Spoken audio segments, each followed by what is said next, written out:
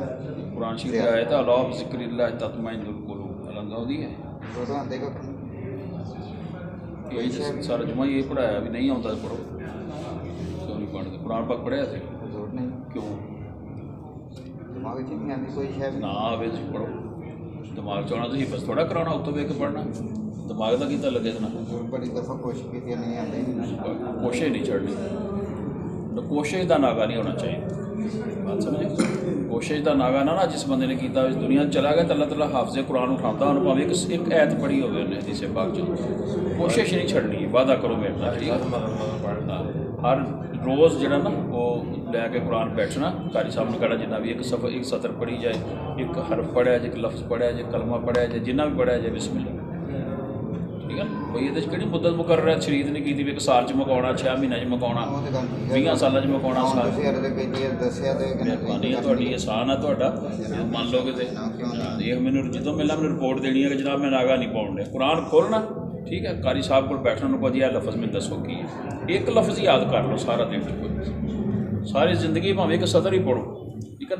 कोशिश जारी, दूसरा कुरान पाक लिया के देता जरा के ना कलम ना जरा पढ़, कोशिश जारी रख, भी रखी देते जनाब, कोशिश जारी रख, कोशिश जारी रख, काम तो दसिया जनाब सारा कुछ जारी रख।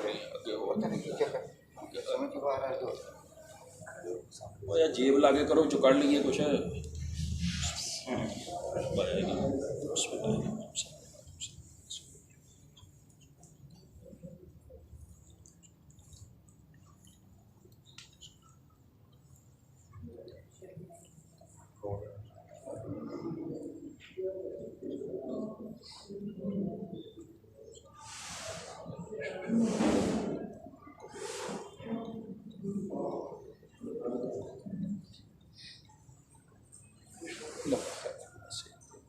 दर्द जगह नहीं बदलती, बस एको जगह ही रहती नहीं, जोर रखी जाती बस सदा या हट जाती किस टाइम नहीं, ज़्यादा देर जी ना हट जाती है तो थोड़ा कदी कदी अदरक, लसन, पुदीना अनार हम वजन लैके कुट के रख लो। एक चमची जी है ना दही च पा के सुबह, एक चमची शाम खाने दो, 15-20 मिनट बाद खा लो। उम्मीद है दर्द जी ठीक हो, ठीक है? 4 चीज़ा दसिया ने चेता रखो, नमक मिर्च नहीं पानी में, टमाटर नमक मिर्च कुछ नहीं पाना, अच्छा अच्छा